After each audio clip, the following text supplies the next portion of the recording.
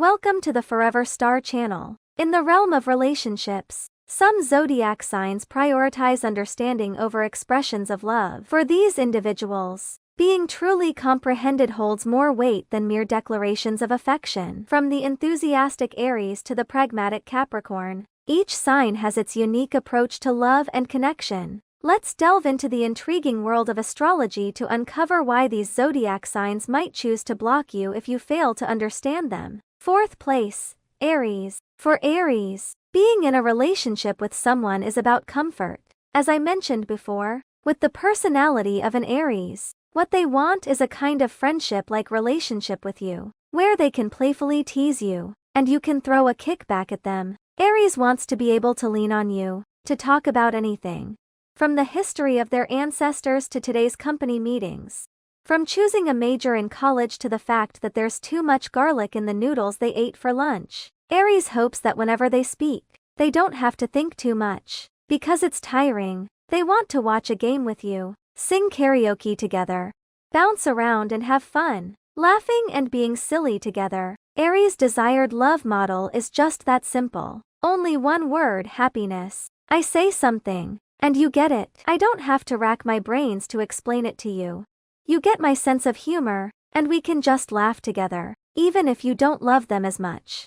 Aries can accept that. It's hard to find a kindred spirit in life, and for Aries, someone who understands them is crucial. Combined with Aries' perception of love, it's not really that obvious. If you don't say you love them, either they won't perceive it, or they'll just guess blindly and be totally off. So when you say you love Aries, they believe it.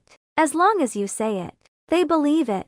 The downside is, sometimes they can be played, be deceived, and end up confused. Didn't you say you loved me? Why are you messing with me? Third place, Capricorn. Capricorn's need for love is relatively low. Having love is nice, but not having it is also fine, and their life focus will never be on love. They can focus on marriage, but love will never be at the top of their priority list, especially when love conflicts with interests. Capricorn desires a future, stability, and permanence. Love, with its ups and downs and uncertainties, doesn't require so much effort. That's why Capricorns often miss out on many people who love them. It's because what they convey, what they show, is too aloof. You can't accurately tell if this Capricorn likes you or not. But it's also because of this. Capricorn really appreciates someone who understands them without judgment. You don't have to judge. You just understand Capricorn. You understand what Capricorn is busy with, what they care about, when they can't be distracted, when you shouldn't disturb them.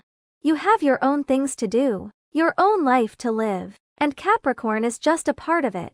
And when they meet someone like this, Capricorn is delighted, because that's just who Capricorn is. All these things you can do, Capricorn feels it's only natural. So many times, the person Capricorn ends up marrying isn't necessarily someone they love deeply, nor is it someone who loves them deeply. Instead, it's a partnership where both understand each other, support each other, become a strong union, and live life to the fullest. Capricorn desires this. Those who are constantly asking, "Do you love me? Are you falling out of love with me?" really annoys Capricorn. They'd rather you back off and give them some space. I'm really annoyed. Do you only think about love and emotions all the time? Second place, Sagittarius. Sagittarius never believes in long-lasting love. They don't even believe in themselves. So things like love or not, to them, might just be temporary, tied to interests, mutual reliance, understanding each other, and resource exchange. These are what Sagittarius thinks are necessary to maintain a relationship longer. Love is just the icing on the cake. Sagittarius is altruistic and hates owing others anything. If you're good to Sagittarius, they will definitely return the favor twofold, of course, except for the Sagittarians who intentionally play with and betray you. Additionally, Sagittarians, as hunters, don't like people who actively pursue them. So if you love a Sagittarius a lot, it can become a burden for them. They'll weigh whether the love you're giving will emotionally bind them, and if they can handle it. These are things Sagittarius will definitely think about. As I mentioned earlier, they hate owing others anything. For Sagittarius, It's not scary to give a little to you. But what they fear is that you're always giving. Yet what you're giving isn't what Sagittarius wants. This is Sagittarius' greatest fear. When they meet someone like this, Sagittarius can't escape. So in Sagittarius' eyes, understanding them is much more important than loving them. Understanding what they want, understanding their concerns, understanding the vulnerability and worries beneath their happy exterior. Understanding that even though they don't believe in love, they still work hard to have a lasting relationship. Understanding when they need help, understanding what they truly want and participating with them. Working together to pool resources and strive. This is what's most important.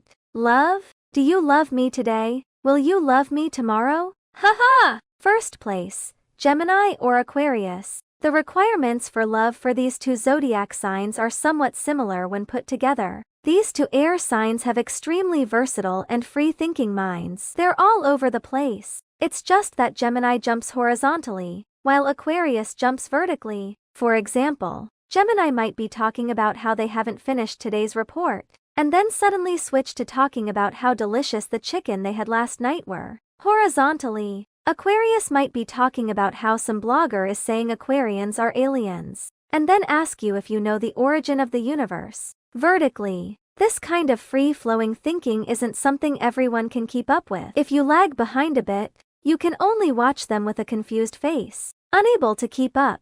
At this moment, someone who understands their point can interact with them and effortlessly continue the conversation becomes especially special and important to them. They will feel that this person is on the same wavelength as them. This person understands them, understands what they're talking about.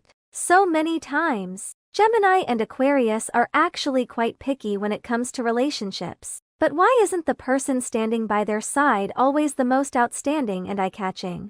That's because they look at the inner self, the thoughts, what's in your mind. You know me. You understand me. You can pick up my thoughts. You understand my expressions.